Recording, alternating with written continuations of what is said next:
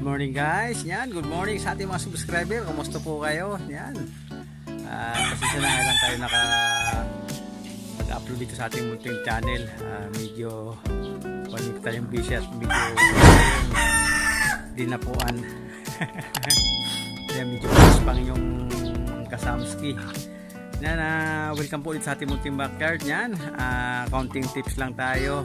Yan, may mga napanood kasi tayo na makasamahan din natin ang mga kapwa backyard at mayroon din po farm, lalo na po ngayon tag-ulan, medyo napapasokan ng kanilang manukan. Yan, napapasokan sila ng mga kawatan. Yan ang sa akin po, siyempre unang-una dapat may bakod. May bakod tayo sa likod, bakod. Tapos siyempre hindi naman mawawalan po yung aso. Yan, minsan po may technique po tayo sa aso. Minsan kasi siyempre pagka backyard, lalo pagka tayo na mga buyer tayo, siyempre may mga pupuno dyan, iba't ibang tao.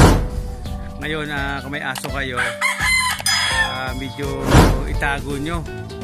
Huwag nyo hayaang mapamilyar sa mga pupuno dyan sa inyo, lalo na mga kaibigan nyo. Kasi yung aso po, lalo pag tag-ulan, lalo pag naamoy niya, nakilala na yung taong pumapasok sa manukan ko, naku, hindi po iimik yan. Kasi malakas po ang pang-amoy niyan. At siyempre napapamilyara sila yung tao, kilala na nila. Kaya para sa akin po, diskarte ko dyan, pag may mga pumupunta, tinatago ko po yung aso. Hindi ko nahayaan na maging maamo doon sa mga bumibisita. Kasi minsan po hindi naman sa nag-iisip tayo. Minsan yung mga kunyari papangap na buyer, minsan yun, nami-mixture na po kung anong mga pwede nilang kawatan dyan sa mga manukan po nyo. Dami na po, nagtataka daw sila kasi bakit yung mga materialis pang nakuha, siyempre tanda na po yun. Tapos may aso naman daw sila, hindi man lang nagising mga aso kasi pag pamilyar na sila sa aso, napabalik-balik din sa inyong tao, lalo pag umuulan, ang aso naman din po yung bumangon, lalo pag kilala naman nila yung pumapasok. Kaya yun, diskarte lang yung guys, kasi pagka hindi pamilyar sa aso yan, at gabi yan at umuulan yan, pagka naamoy yan, hindi niya kilala yung tao, pabangon at mabangon yan. Maliban na lang kung mayroong ibibigay sa inyo sa aso nyo, kasi yung iba ganun yung mga kawatan, mga din yan guys. Kaya ingat-ingat lang po tayo. Pag tag-ulan kasi minsan napapasarap ang tulog natin, napapasarap tulog din naman natin, pakiran natin tayo.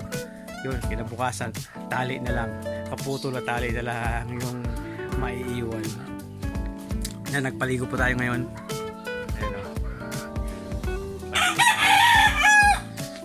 Tayo sa ating munting backyard guys. At medyo pause pa tayo, medyo natapuan tayo ng ubulan. Ganun talaga, ingat-ingat tayo at ingat tayo sa sombrero po tayo. Ako hindi ko naambunan po tayo, akala ko ganun lang. Ganun nila pa pag nagkakain na sabi, Labs begins party. Yan, dyan na maglalampasan guys.